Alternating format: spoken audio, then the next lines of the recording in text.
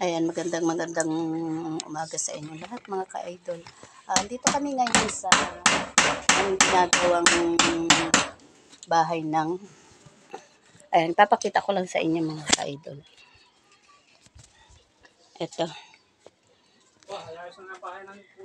Ito ang aming bahay ng pusa na ginawa. Ayan, kulong na siya. Kulong na. Ayan, ginawa namin ng bahay yung aming mga ampon na pusa at aampunin pa lang. Ayan, oh. Saka na namin ito palalakihin, kumbaga pansamantala lang namin itong ginawa. Dahil yun kasing iniligaw ng aming kapitbahay doon sa Abadilla. Buti na lang nga at doon dinala ng aming kapatid yung pinaligaw sa kanya ng kapitbahay namin na pusa. Doon niya dinala sa bahay ng akin ding kapatid doon sa Abadilla. Ay pag-aahon namin ay naando na awa kami kaya kukunin namin yun pagkatapos na itong bahay na ito siguro. Baka mamaya tapos na ito kaya kukunin na namin yun doon mamaya at ililipat namin dito. Nakakaawa kasi doon sa bahay ng aming kapatid doon sa Abadilla dahil wala dong nagbabahog. Kaya yun ay kukunin namin at ililipat namin din eh. Ayan oh. Pwede na siyang pansamantalang ikukulong namin muna dito dahil baka kami naman ay pagalitan nung aming kapitbahay na nagpaligaw ng pusa. Sasabihin, iniligaw na nga nila. Tapos ay kukunin namin. Ay babalik yun doon sa kanila kapag hindi muna namin pansamantala ditong ilalagay. Pag siya nasanay na dito sa kanyang bahay, hindi na yan doon pupunta sa kanila. Ayan oh. Ayan, ginagawa na ng isa sa Por Marias ang lagi kong kasama sa hirap at ginhawa. Ayan, kami yung mag-aampo ng mga pusa dito.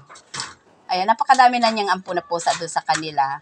Ay amin dadagdagan. Kaya kami ay gagawa ng kanilang bahay. Yung mga nag-aabandona ng mga pusa dito sa lugar namin ay kukunin namin, aampunin namin para dito na lang ilagay. Dahil kaysa sa sila ay abandonahin ng may-ari, itatapon sa kung saan, ay kukunin na lang namin para dito namin dalahin. Ito palalakihan din namin, pansamantala lang namin itong ginawa dahil nga sa naaawa na kami doon sa 3 pusa na nasa bundok. Yun kasi ay ipinaligaw ng aming kapitbahay dito. Dahil kumbaga ay alam nyo naman ang mga pusa medyo sabi lang ay mayroong hindi marunong dumumi. Kahit sa loob ng bahay ay dumudumi kaya nanawa yung may-ari nung pusa ay pinaligaw dun sa aming kapatid. Ang ginawa naman ng aming kapatid ay kumunaawa din siya.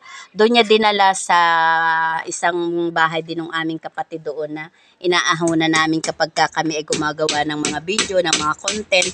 Doon niya dinala. Kaya pag-aahon namin ay nandun kaso nga nakakaawa dahil wala nagpapakain, mga payat na. Kaya kukunin namin yan doon. Ito kasing isang ito na isa sa Por Marias. Masyado kasi itong maawain sa mga hayop. Kaya sabi niya kukunin namin at aampunin namin, gagawa na lang namin ng bahay dito sa amin mismo. Hindi lang ako guys ang maawain guys. Nakita yan sa pusa. Ayan. Ayan na. Ito'y tapos na ngayon. Kaya pwede na namin yung kunin doon para dito na muna pansamantala muna namin siyang ikukulong hanggat hindi siya nasasanay dito sa amin. Pag nasanay na siya dito sa amin, pwede namin siyang ilabas-pasok dito. Wag lang pumunta doon sa tunay na may-ari dahil baka kapag kayan ay pumunta doon sa tunay na may-ari, yan ay ililigaw na nila mismo. Ay baka sa malayo na nila dalahin. Ay nakakaawa kapag walang aampon. Magpapalaboy-laboy lang sila. Kaya yan ipansamantala muna namin, nakakaawa man dahil pansamantala namin siyang ikukulong dito. Pero mas nakakaawa kung sila palaboy-laboy na walang magbabahog sa kanila o magpapakain sa kanila. Kaya pansamantala muna namin ditong ikukulong yun pagkakuha namin doon. At least may mag-aalaga at magbabahog sa kanila kaysa sa sila ay palaboy-laboy. O, diba, mga ka-idol? Ayan, ang isa sa Formarias na sobrang maawain sa mga hayop, magsa-pusa at magsa-aso. Ayan, yung kanyang aso na namatay, ilang linggo niyang tinamdam yun. Ilang linggo niya yung iniyakan. Kaya sabi lang, ito sobrang napakaawain niya sa mga hayop. Magsa-pusa man o aso. Siya ay sobrang maawain sa hayop. Kaya ayan, papakahirap kami ngayon gumawa ng aming pansamantalang bahay ng aming mga ampuning pusa. Ayan, meron pa pala tayong sasarhan din eh. Ayan ah. Ayan yung loob niya. Yung pinakang papag ko doon sa aking harapan ng bahay, siya ko nang dinala dito para meron silang higaan sa gabi na hindi naman sa lupa lang sila hihiga. Ayan, lalagyan namin sila dyan ng kahit mga basahan na pwede nilang paghigaan. Tapos maglalagay kami dyan ng yung mga gabok ng kanyang uling dahil siya nagtitinda ng uling. Yung pinakang gabok ng uling, ilalagay namin niya dyan sa pinakalupa na yan para siya malambot na. Dyan na rin sila dudumi. Ayan. Ilang muna ba? Ayan. Tapos na, dito na lang sa baba. Ito lalagyan lang namin ito ng haharangan pa namin yan dyan. At saka dyan sa baba na yan, lalagyan namin yan dyan ng pinto. Ay, dun yun. Ay, pwede pa naman suotin. Ayan. Ayan, magandang umaga na lang sa inyong lahat mga ka-idol. Shout out po doon sa mga solid na sumusuporta sa amin, kay Idol GJM Vlogs. Shout out sa iyo, Idol. Kay Idol William Rago, shout out sa iyo, Idol. Shout out din kay Butatot.